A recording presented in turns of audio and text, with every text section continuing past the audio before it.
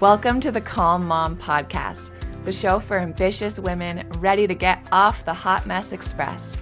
I know you've got a lot going on. You work so hard, you're raising an incredible family, and sometimes it can be overwhelming. I'm your host, Michelle Grosser. I'm a certified master life coach, attorney, wife, and mom. And years ago, I was right where you are. I was running a busy law practice while raising a family, and I was on the fast track to burnout. I thought I just needed to be more organized or have better routines, but it was learning how to heal and regulate my nervous system that expanded my capacity to gracefully hold more of this big, beautiful life.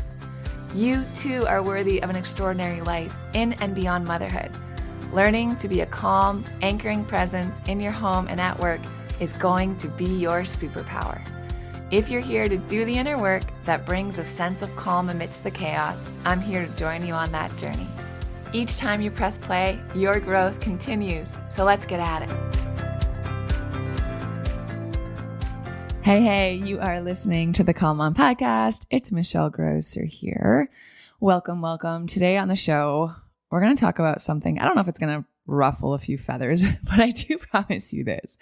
It is a conversation worth having. And we're going to talk about some wellness trends, things that you guys have probably seen in your Instagram feed or on TikTok or what have you. They're just all over the place. And I want to give you a hot take on why, from a nervous system perspective, they may not be helping you feel better, right? They may not actually be growing the resilience of your nervous system, even the ones that seem really healthy, even the ones that are backed by tons of hype. So let's kind of get into it. Before we dive in, I do want to say this. I love wellness. I love trying new things.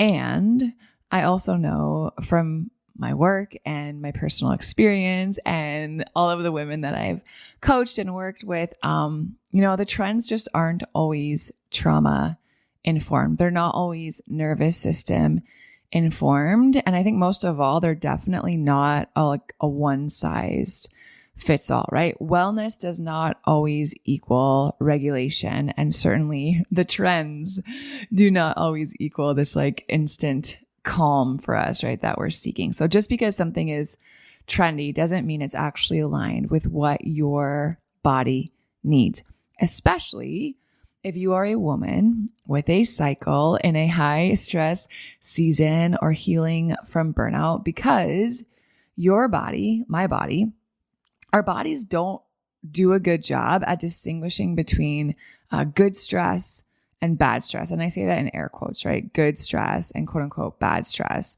the way that our mind does. So our body actually processes all stress through the same pathways, primarily our autonomic nervous system. So there are things that we do that we think or hear or see or are taught, right, are really good for us. And our body can also distinguish those things as stress, because to our body, stress is stress. It doesn't differentiate good stress versus bad stress. So for example, think about a really high intensity workout, right? A HIIT class that everyone's raving about, cold plunging, intermittent fasting, right? It works for someone else and you want to give it a shot. If you're already living in high stress, if you're already living in fight or flight, in survival mode, you're already feeling really anxious or exhausted or wired or reactive, adding more stressors to your system, you guys, even ones that are quote unquote healthy, can still push you further into dysregulation because your body doesn't know that it's good stress. Your body just perceives stress, right? Without any other label or going any further into that. So some of these things can actually push you further into a state of dysregulation because you're adding stress to your body, even though you think you're doing something helpful or good for yourself. And it pushes you further into dysregulation instead of helping you heal and move out of it. We have a window of tolerance, all of us, right? It's this zone where our nervous system can function optimally. So when we are functioning inside that window of tolerance, right, within the bandwidth of our nervous system, that's when we feel like we're doing a pretty good job handling what life is throwing at us, right? We're like handling the ups and downs, the challenges come, we can address them, we can pivot, we can recover from stress. We feel quite grounded and balanced. And then when stress starts to accumulate from whatever things, right? Life will keep on lifing. It's going to keep throwing stuff at us. So whether we're experiencing stress from parenting, stress from meeting deadlines, financial stress, health stress, past traumas, even wellness routines that our body isn't ready for, we end up going beyond the edges of our window of tolerance. And when we go beyond the edges of our bandwidth, when we go beyond the edges of what the capacity is of our nervous system, then we tend to go into either hypoarousal, right? Think really activated, anxious, tense, restless, worried, or we kind of go to that other extreme of hypoarousal, where we just kind of disconnect and we feel kind of numb and exhausted and fatigued and burned out and shut down. And that, my friends, whether we're in hypoarousal or hyperarousal, ain't no $9 green juice or 4-minute cold plunge gonna fix that, right? So what I want to do today is let's just kind of look through 3 different really popular wellness trends. There's so many out there, but these are 3 that I think that we can see most frequently. And I just want to discuss them. Like, let's just talk about why they may or may not actually be helping your healing and helping you feel better. Okay. So let's go ahead. Let's actually start with intermittent fasting. We see this everywhere, right? We see it promoted for like fat loss. We see it, intermittent fasting to improve your mental clarity or to live longer. Like, it's everywhere. And it's often praised for a lot of the benefits that you can get from it, right? Improves your insulin sensitivity. And we talk about cellular repair and we talk about metabolic flexibility. It can stimulate that sympathetic nervous system, i.e. your fight or flight response, the thing that increases anxiety and alertness and pushes cortisol through your body to help you metabolize energy during the fasting window. Now, this is part of a healthy adaptive stress response if, and this is a big if your body is regulated, right? Intermittent fasting can be part of a healthy adaptive stress response if your body has the capacity to handle that additional stress, right? Fasting is still a stressor, you guys. It triggers your HPA axis, it raises cortisol, and it raises adrenaline, especially in the morning, because that's when your cortisol levels are already naturally peaking to bring you into consciousness and out of sleep and giving you kind of that boost to start your day, right? So if you are someone who's already in burnout, right? Chronic fight or flight, survival mode, adding intermittent fasting and then what it does to your body compounds your already existing stress. And that can keep your nervous system in this hypervigilant, like kind of energy draining state. So if you are someone who never eats breakfast, right? Or if you are someone who intentionally includes intermittent fasting, but you're already feeling dysregulated, right? You're already feeling like you're at the edge of your capacity to handle what life is throwing at you. Maybe rethink this. So when can it help? Well, intermittent fasting can help, like we said, when your nervous system's already regulated, right? When your window of tolerance is really broad, really wide, you're already feeling super grounded and you feel like you've got good rhythms, and when your energy comes and you're sleeping well and you're digesting well and you have consistent energy and you've kind of built that metabolic flexibility, your cortisol rhythm feels really healthy. I think intermittent fasting could be great if that's how you're feeling. However, for most of us who are experiencing or have experienced burnout, if you're listening to this podcast, if you are like the women that I work with and coach and tend to attract, you're not there yet. You're on your way, but you're not there yet. You're still waking up feeling anxious or lightheaded or already wired, right? You're skipping breakfast and you're kind of feeling foggy or irritable by mid-morning. You're probably in a high stress season. Parenting, grief, trauma recovery, burnout, work, trying to manage like work-life balance, whatever that is. Like, you're probably already in a high stress season. Maybe you're already struggling with adrenal fatigue or HPA axis dysfunction, chronic anxiety. Not the time to incorporate intermittent fasting. So what would be the better alternative? The better alternative would be nourishing your body, right? Making sure that those foundational things that our body needs to function and feel safe and nourished are happening. Are you having enough protein, right? Are you eating protein-rich breakfast within 60 to 90 minutes of waking up? Are you eating in a way that supports stable blood sugar and anchors your circadian rhythm and prevents a cortisol spike that's pushing you further into survival mode? This is where your focus needs to be right now to help your nervous system heal, not intermittent fasting right now, right? Get yourself regulated. Eat your breakfast, eat your meal, stabilize your blood sugar, get your circadian rhythm back on track. And then when you're feeling so much more grounded and regulated, if you want to play around with intermittent fasting and get curious about it and see how it seems to make you feel and see if you can reap some of the benefits, then by all means, right?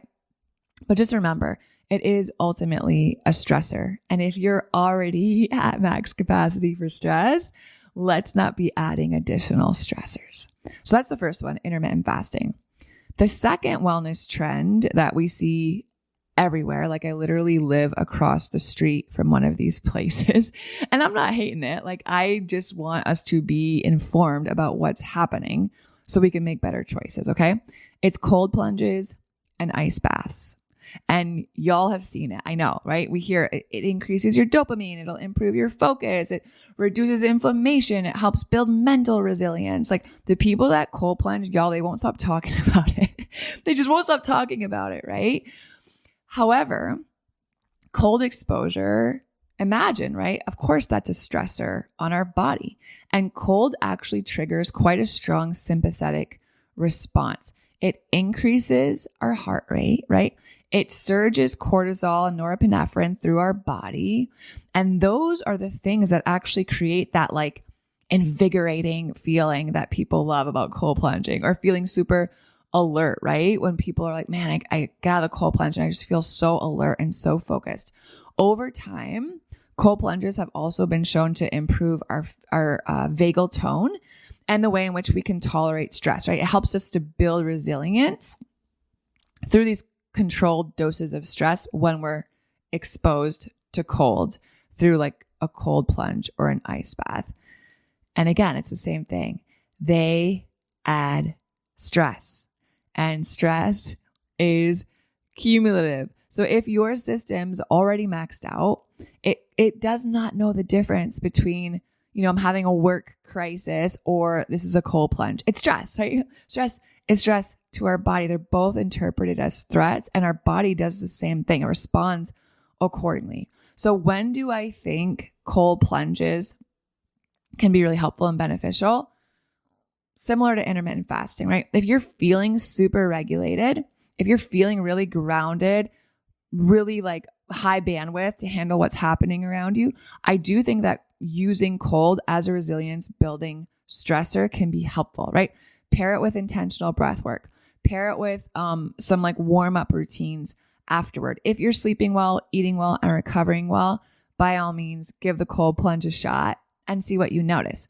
However, if you're already feeling anxious, if you're already feeling shaky in the mornings, if you're in a state of chronic freeze or burnout, or if you're using cold plunges or what have you, right, as a way to kind of override or mask or like slap a Band-Aid on exhaustion instead of actually listening and honoring to your body's signals, not the time to try cold plunges, right? Get yourself feeling more regulated and then maybe give it a shot. So what could you focus on instead, right? What might be a better alternative for you?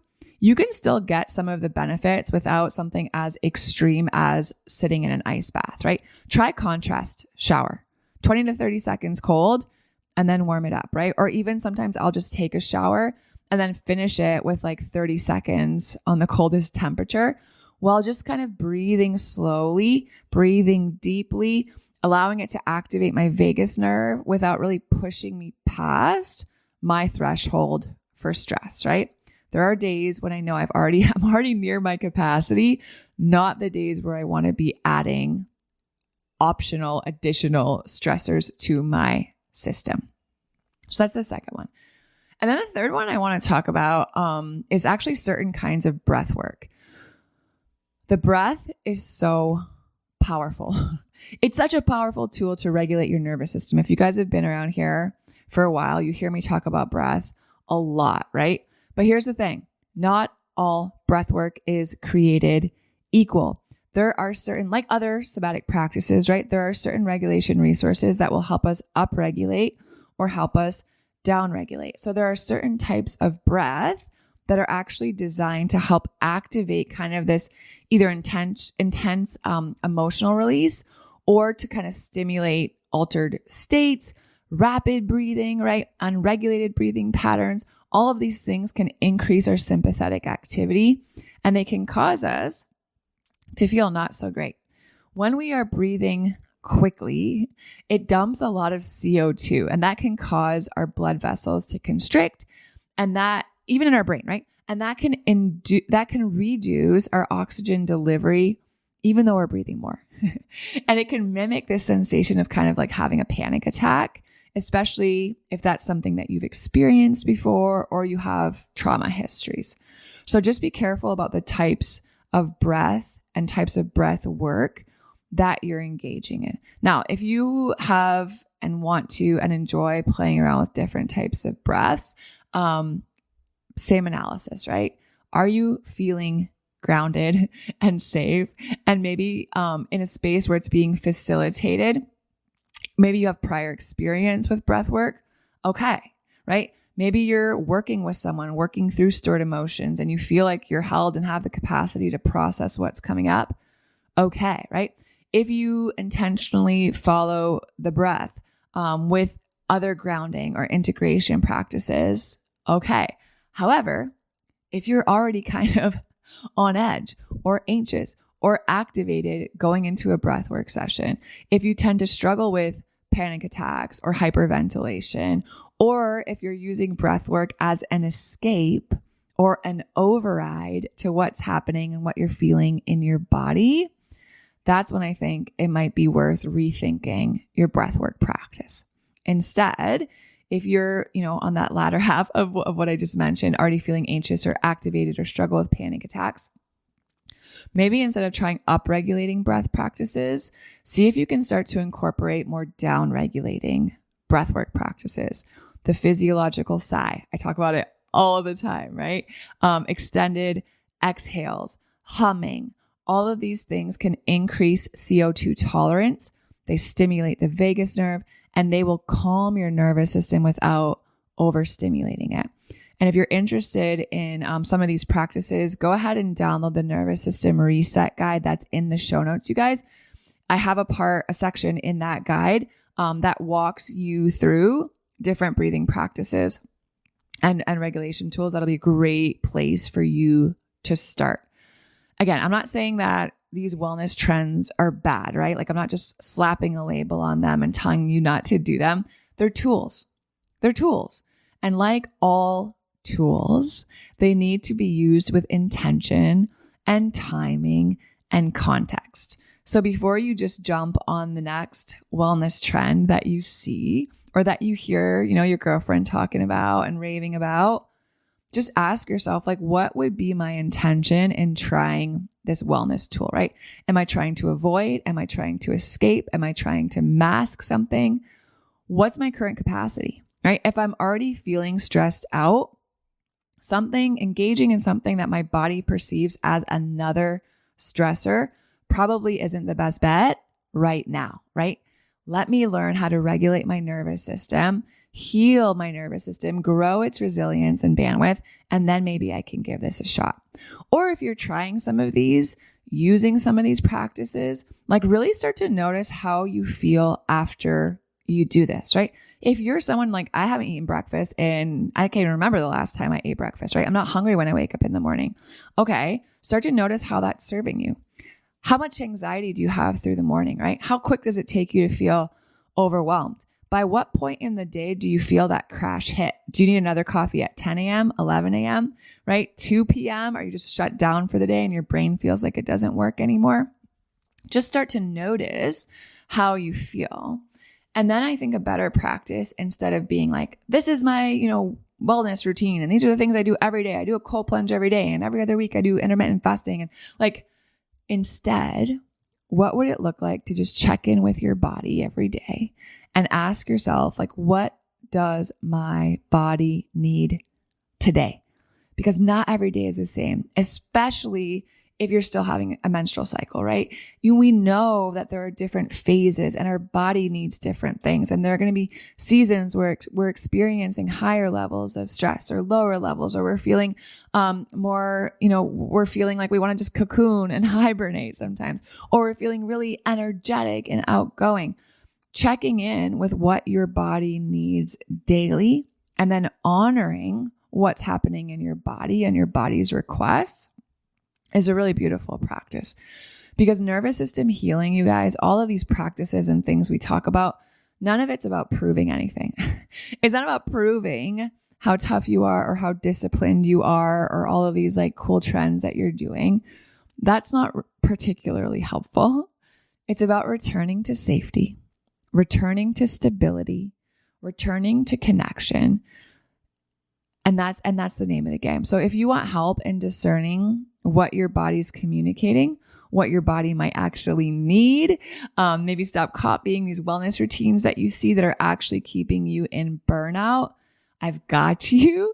And a great place to start is that free nervous system reset guide with the link in the show notes. It has a ton of science-backed information and practices to help you regulate in real life. All right. I'm believing this was helpful. Thanks so much for being with me today. I love you guys so much. I'll talk to y'all soon. If you love Mommy's Podcast, leave a review. If you enjoyed this episode, it would be so awesome if you could take a moment to subscribe and rate the podcast. And if you have just a few more seconds to leave a quick review, they really help to get this podcast out to other moms like you. I read every last review, and trust me, when it's late at night or early in the morning before my kids get up and I'm working on bringing you all of this content, your reviews are what keep me going. Leaving a review is truly the best way you can thank me. And of course, DM me on Instagram. I love to hear from you. Thanks for listening to another episode. Head over to the show notes for this episode and all past episodes at michellegrosser.com. where you'll find free resources and more ways to connect with me. If you love the show, share it with a friend. Thanks again for tuning in. We'll see you next time.